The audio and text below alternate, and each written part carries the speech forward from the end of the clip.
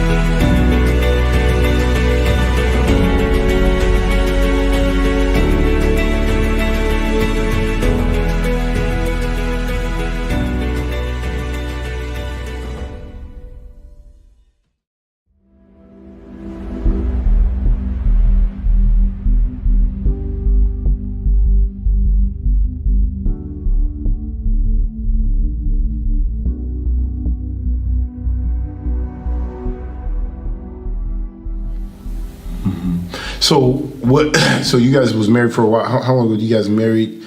And what transpired where obviously it kind of came to an end? Well, we got married in 2003. Okay. And, with any marriage, there's ups and downs. We got to learn one another, learn how to help one another.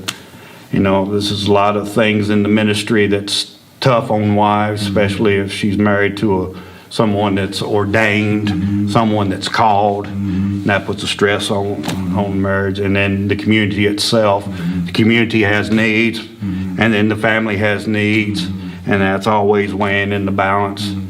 And everything, at times was all right. There would be flare-ups. Women in general. I'm not, bashing women. Yeah. But there's things that they carry from their past relationships, past experiences, past traumas that tend, certain things in another's relationship will flare up and make itself known, and have to deal with that. But the biggest turning point with her was polygyny.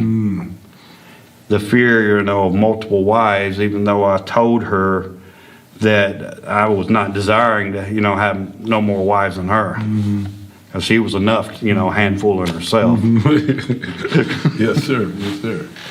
So that right there is so is it just when Pastor started bringing it up that you guys, that pretty much, like, how did it? Yeah, that when it started coming out, there was other members in the body that were like, what? It's like shocking to them. And then these little splinter cells would start showing up, these people that shared the same grievances, the same bitterness, and everything. They would all be drawn together, and they would, speak, I don't like this, and I don't like that, and, they strengthen each other in their hatred and whatever. And my wife was friends with some of them, and and the spitting in the ears took place, and through all that, things started just started splintering. And I guess the shaking that it brung, it did what it was supposed to do. It shook those that didn't need to be here. And the ones that remained. And I've seen, this, and I guess from the time of its inception to now, I've seen many shakings. And I understand this is even in the will of Yahweh. As he says in his words, if you're going to get a fruit tree to bring much more fruit out, you've got to prune it. You got to cut it back. And the Most High would do that. And I see even now, we see times where there's a lot of influx of people. And then something will come about. And then the cutting will take place. Just like during this last dead season. Certain people that come to tabernacles, and Pastor said some of you won't be here coming the next feast. And it's so true, because we have learned that the Most High Yah, as being a good husbandman, this is his method, this is his construct, this is his way, because he wants solid people, he wants real people, he wants committed people, he wants to really build in us a strong love one for another. And then I think, that's what appeals to me about community, is the real realm of love and family. I think that's one thing that really appealed to me, as not having a family, in my former walk, in my former construct, and now here I got family that care for me. I don't have to hear the discouraging words, disparaging situations, the mother and the dad fighting and all this crap, from childhood, watching all this stuff and trying to take it all in, and all the sorrow and the hurt and the bitterness, just watching family just fall apart and beat one another. And now here you got a chance to really love, a thing you've been searching for in your early life, your former walk. Now you have a chance to embrace it. And I think that's really what the Most High kind of woke up in me, using what I went through in my former state as a backdrop to really make the situation now more vivid. You even had, with your second wife, I know you had a child of your own, but she had her 3 and her child and everything. So when they left, one of them stayed behind with you. Can you please share? That would be Elias. Because Elias, he's a very unique son, and I love him very much. Because from my youth on, now this is, and just want to make it for the record, this is your stepson, because but your daughter ended up going with the one that you had with her. Okay. Ended up going on with the mother. But Elias seems to say there was something about him that was different than the rest of them, because he loved the Word. Even from a very young boy, and it started him with an ethic of working at a very young age, and he took on to it, like he would deliver wood to the saints, at a very young age. At 8, 9, 10 years old, he had already a work ethic built in him, and he would read the Word, and he had a hunger and thirst for the Word. And I think that's what kept him here, because with that background of the Word in him, and he's seeing what's going on around him, he knows that going back with his mom would not be fruitful, would not be profitable. Wow. And he stayed, and and have you talked to any of the children or your daughter since they've left? Intermittently. Okay. It's been like 2 years now since I've had any communication. Okay. So you've been, you suffered a lot, being in this truth. You had your first family, they left. Then you come into it and you meet a woman, and with their children here in the faith, and then they leave, and you're still, even with all this shaking, you still there. What would you tell, this, Pastor Dow was talking about that if it wasn't for the people, like his wife, Mother Carol, and you guys that was there in the beginning, there wouldn't be a Straitway. What is the secret from your perspective of the longevity? To walk this walk. What would you tell the people that is coming behind? What was the secret for you to be able to continue to walk in this walk, that you can encourage the next generation that's coming behind you? Trust in the Most High. That thing that has helped me. In every instant, every sorrow, every deep hurt, I have learned to really just put everything at His feet. And if it wasn't for Him and His Word being in me and the Holy Spirit there to strengthen me through all this, I would have perished too. And I've held on to His Word and His way to a point now where I don't know any other way. I've lived it so long. I've stayed in it so much. I've trusted it so much. And I ask myself, could you live without the Most High? And I say, no. I almost want to cry if the Most High was taken out of my life.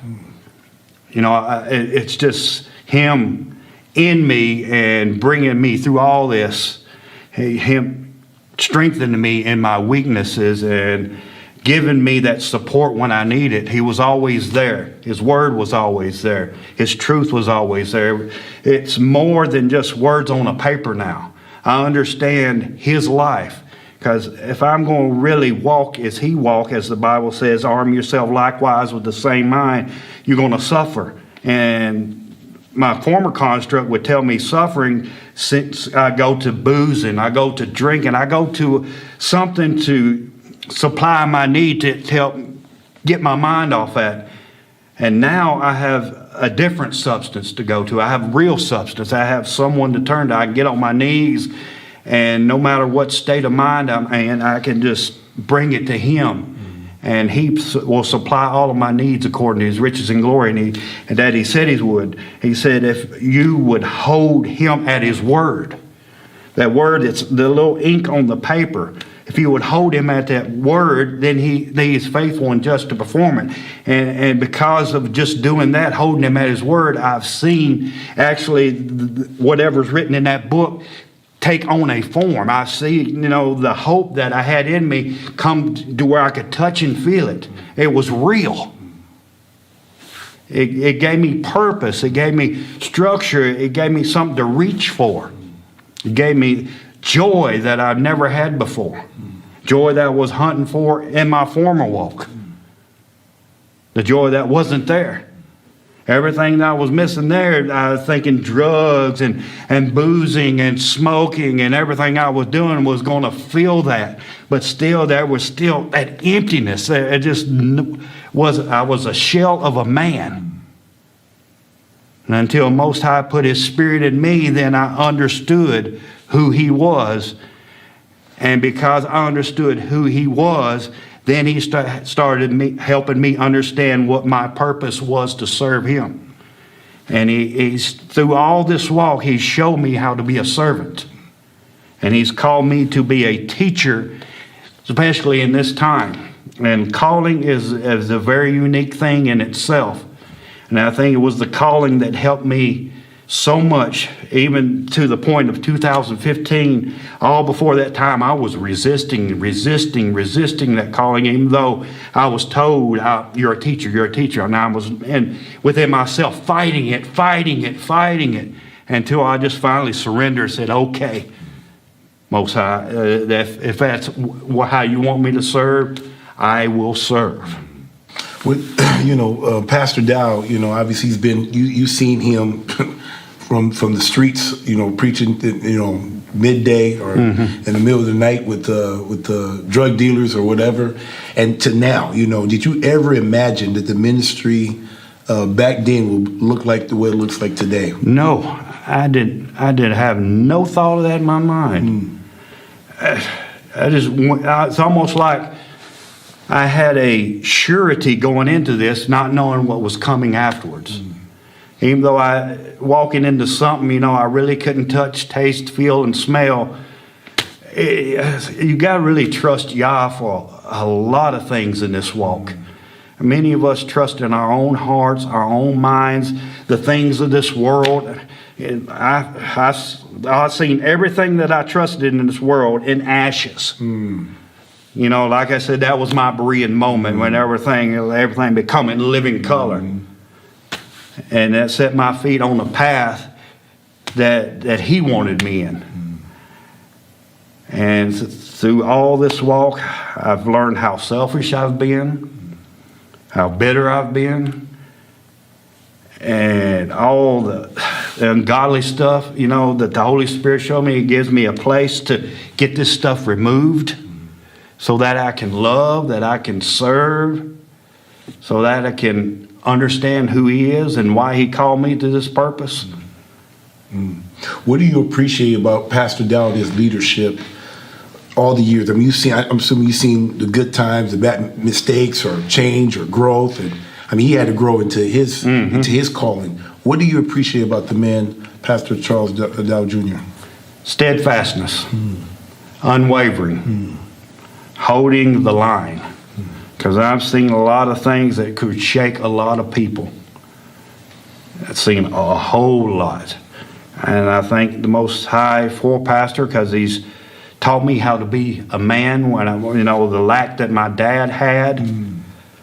That he wasn't there. He was all the time away. So I had no father figure in my life. And now the Most High put a father figure in my life, showing me how to be a man, give me the construct and the ways and the purpose to being a man. And then, that built a lot of respect in me for him. And because he was steadfast, unwavering, and it was a beautiful thing just having that same fellowship, to seeing a man stay that firm, propel me, okay, you can do the same thing. If the Spirit of Yah in him can keep him at that point, the same can happen in you. Wow. So, you hear a lot of people levy charges against Pastor Dow. I mean, you yourself, you worked at Walmart for over 21 years, yes. Right? You live on community. You literally lay money at his feet. Or you give your paycheck. People like you are, forced to give your money up, or Pastor Dow is oppressing the people that he leads and everything. When you hear all of these charges levied up, how does that make you feel? How do you feel when you hear people saying that, or how do you respond when you hear things like that? I just, by experiencing and knowing what I know through all the experience of the years, a lot of that stuff don't really bother me, because I know the true purpose and the true heart of what's really taking place. So a lot of that stuff is like, water on a duck's back, because they don't know. They've not been in the experience. They do not have the same purpose of Yah in them. They do not have a vision set before them to help fulfill. They don't have no hope. I understand that a lot of people, they read the Bible, but they don't. It's just like an external understanding. They're just people walking on the outside. And they don't really understand the mechanics and the workings and the movings of the Spirit of Yah, because they're not involved. In conclusion, how would you, if I'm thinking about, you've been doing this for a long time. You've been in it in the beginning, and you have said, obviously with Pastor Dow leading, but you supporting that man. We have a Straitway for people like myself coming into this stuff. If you can talk to the next generation, I just give you the floor. If you was talking to the next generation, what would you want to, if it was your last word and you wanted to encourage them in this walk? Because obviously you've been doing this for a long time. So you've seen a lot. You continue to press on. You continue to, stand firm to the end. How would you encourage the next generation? If you had to give them the last word, what would you tell them to encourage them? I would say, look on the world as it is. And do you like seeing what's going on in the world? Do you want a life of death like they're living? Do you want to perish like they perish? Or you want to go to a place where there is no pain, there's no suffering, there's no hurt? Do you want to continue in running away from your traumas and from your fears and from your pains and from your shortcomings? Or do you want to meet them head on and overcome them? Do you want to really understand your purpose on this earth? Because a lot of people don't understand their purpose on the earth. Why am I created for this time?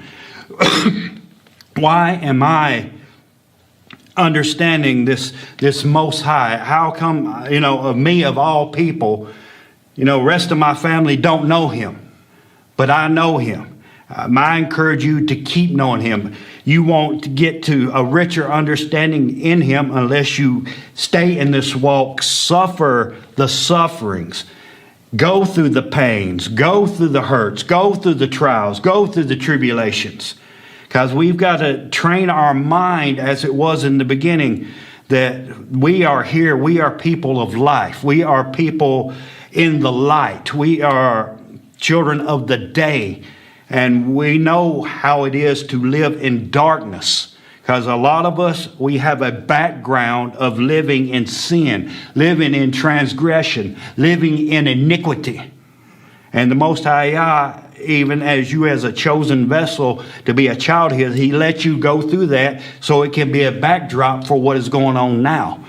And my encouragement to you is stay in the Word of Yah, because it will direct your feet, it will direct your paths. Trust in him. He will supply all of your needs according to his riches and glory, because he's never failed me. And whatever I've lacked, he's always been there. Especially things of my spirit, things of the inner man. Because we can all look at ourselves and see that this body, it is deteriorating. It's getting old. It's losing strength.